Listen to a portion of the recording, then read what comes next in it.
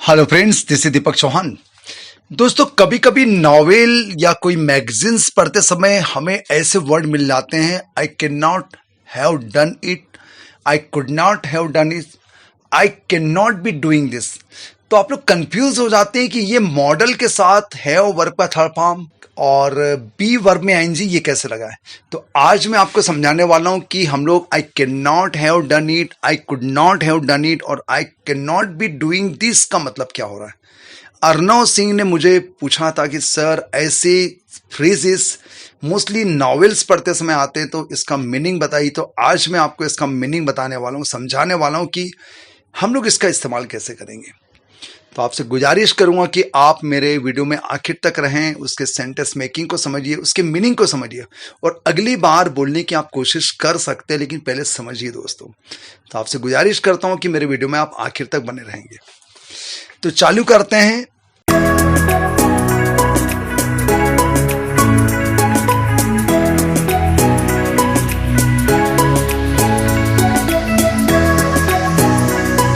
I can not have done it, इसका मतलब यह हो रहा है कि it is not possible for me to have done it. I can not have done it का मतलब हो रहा है यह मेरे लिए किया जाना संभव नहीं है, यह मेरे लिए किया जाना संभव नहीं है। तो आप कहेंगे sir I can not do it क्यों नहीं बोल सकते। तो ये एक बातचीत का तरीका है दोस्तों। ये सारे जो फ्रेजेस हैं ये एक बातचीत का एक तरीका है। ये जनरली स्पोकन में इसका इस्तेमाल किया जाता है, ग्रामर में इसका इस्तेमाल नहीं किया जाता है। तो बातचीत का हमारे सेंटेंसेस को डेकोरेटिव बनाने के लिए इसका इस्तेमाल किया जाता है, अफेक्टिव बनाने के लिए इसका इस्तेमाल किया जाता है और थोड़ा इंप्रेसिव सेंटेंस रहता है और कुछ नहीं है। और I could not have done it का मतलब हो रहा है कि it was not possible for me to have done it, it was not possible for me to have done it. यह मेरे लिए किया जाना संभव नहीं था, यह मेरे लिए किया जाना संभव नहीं था, मतलब ये मेरे लिए करना संभव नहीं था।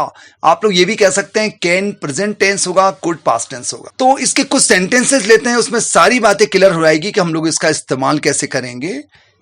तो फिर मैं इसको शॉर्ट में समझाऊं। आई कैन का मतलब यहां हो रहा है फिलहाल it is possible for me that. I can का मतलब यहां हो रहा है कि यह मेरे लिए संभव है कि, और आई कुड का मतलब हो रहा है कि it was possible for me that, यह मेरे लिए संभव था कि।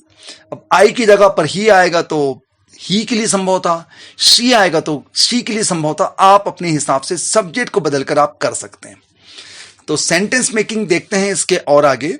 She can not have done it. अब देखो दोस्तों, इस बार मैंने शी लिख दिया है, she can not have done it. इसका मतलब हो रहा है कि it is not possible that she has done it. यह संभव नहीं है कि उसने यह किया है, यह संभव नहीं है कि उसने यह किया है। इसको हम लोग दूसरे सेंटेंस में यह कह सकते हैं, it is not possible for her to have done it. यह उसके लिए किया जाना संभव नहीं है, यह उसके लिए किया जाना संभव नहीं है। नेक्स्ट देखते हैं, she could not have done it. अब पास्ट टेंस ले लिया हमने, कैन का पास्ट टेंस कुड होता है।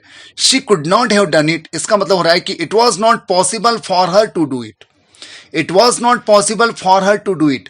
यह उसके लिए किया जाना संभव नहीं था, यह उसके लिए किया जाना संभव नहीं था। इसको हम लोग दूसरे सेंटेंस में ऐसा कह सकते हैं, it was not possible for her to have done it. यह उसके लिए ऐसा किया जाना संभव नहीं था, यह उसके लिए किया जाना संभव नहीं था, ऐसे सेंस में आएगा। तो कुल मिलाकर संभव नहीं है, संभव नहीं था, इस सेंस में आ रहा है।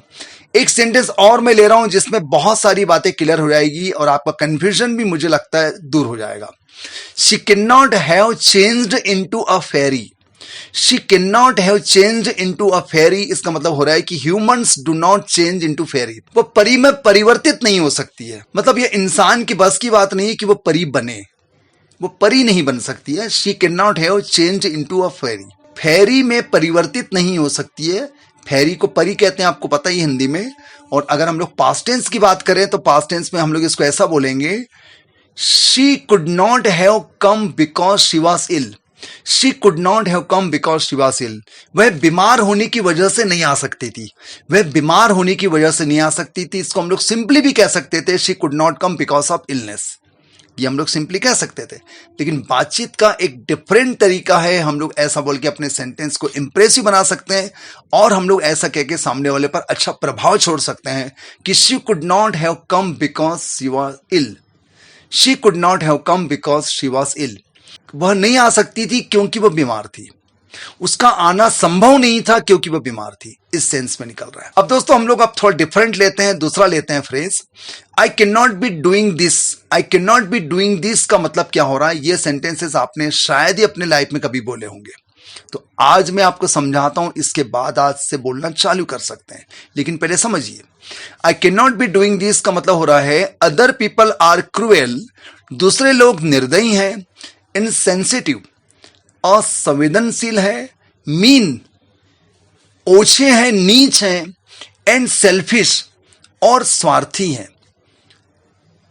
Selfish enough, they are doing all this, वे सारा गलत काम करते हैं, but I can not do it, लेकिन मैं ये गलत काम नहीं कर सकता।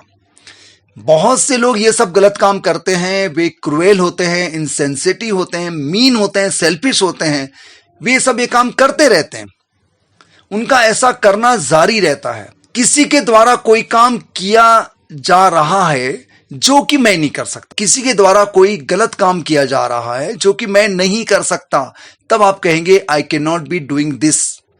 आई can not be doing this, इसका मतलब हो रहा है कि मैं वह काम नहीं कर सकता जो कि लोग कर रहे हैं, तब आप कहेंगे आई can not be doing this.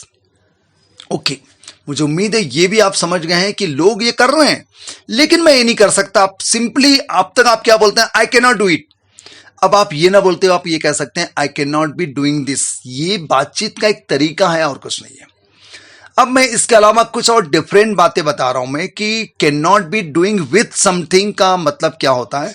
Can not be doing with something का मतलब हो रहा है कि अनेबल टू बेयर समथिंग, किसी चीज को सह ना पाना, बर्दाश्त ना कर पाना, तब हम लोग कहेंगे can not be doing this with. Sentence लेते हैं, बातें क्लियर हो जाएगी। आई can not be doing with all this making a noise in the class. I can not be doing with all this making a noise in the class. मैं class में हल्ला मचाना सहन नहीं कर सकता हूं, मैं क्लास में हल्ला मचाना बर्दाश्त नहीं कर सकता हूं। सिंपली अब तक हम लोग ये बोलते हैं I can not tolerate making a noise in the class. ये ना बोलते हुए हमने बोला आई can not be doing with all this making a noise in the class. ये भी बातचीत का एक तरीका है दोस्तों, और कुछ नहीं है। एक सेंटेंस और, I can not be doing with lateness in my class. I can not be doing with lateness in my class. मैं मेरी क्लास में देरी से आने को सहन नहीं कर सकता हूं, मैं अपनी क्लास में देरी से आने को बर्दाश्त नहीं कर सकता हूं, इसलिए आप समय पर आएं। समय पर आए, ये बात हम लोग कहेंगे कम ऑन टाइम। ये ना कहते हुए हम लोग इसको सिंपली कह सकते हैं I can not be doing with lateness in my class. बातचीत का एक तरीका। नेक्स्ट सेंटेंस और last sentence, I can not be doing with people who boast all the time. I can not be doing with people who boast all the time. यहां पर सहने के अर्थ में नहीं आ रहा है, मैं यहां पर लाइक करने के सेंस में आ रहा है। मैं ऐसे लोग को लाइक नहीं करता हूं, मैं ऐसे लोगों को लाइक नहीं करता हूं जो बोस्ट करते हैं, जो बड़ी बड़ी बातें करते हैं, जो शेखी बगाड़ते हैं, जो डींगे हाँकते हैं, बड़ी बड़ी फेंकते हैं। I can not be doing with people who boast all the time, जो हमेशा शेखी बगाड़ते हैं, जो हमेशा बड़ी बड़ी बातें करते हैं, मैं ऐसे लोग को लाइक नहीं कर सकता हूं, लाइक नहीं करता हूं। कुल मिला के मैं ऐसे लोग को बर्दाश्त नहीं कर सकता हूं।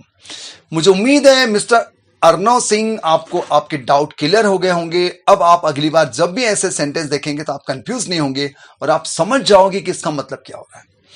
अगर आपको वीडियो अच्छा लगा तो लाइक करें, अधिक से अधिक लोगों को शेयर करें। अगर आप चैनल में नए हैं तो प्लीज सब्सक्राइब कर लीजिए, क्योंकि इस प्रकार के मैं ढेरों टॉपिक लेके आने वाले जिसमें आपके भी डाउट रहेंगे और मेरे भी डाउट रहेंगे। और उम्मीद करता हूं कि कम से कम एक सेंटेंस बना के बताएं हर फ्रेज का, ताकि मुझे समझ में आ जाए कि आपको आज का टॉपिक क्लियर हो गया। बहुत जल्द मिलेंगे इसी प्रकार की नई कोशिश के साथ, नए प्रयोगों के साथ, आपके और मेरे डाउट के साथ। धन्यवाद, थैंक यू वेरी मच। और अपने डाउट पूछना बंद न करें, मैं इसका वीडियो कभी ना कभी बनाऊंगा। धन्यवाद, वो अवसर को शेयर करें। और आजकल मैं ऑनलाइन क्लास लेता हूं, ये भी आपको पता है, morning 7 o'clock let's have a dream में, और नाइट 9 o'clock रेनबो इंग्लिश वाले चैनल में। तो वहां भी आप आ सकते हैं और अपनी अंग्रेजी को सुधारने में अपना योगदान दे सकते हैं। Thank you.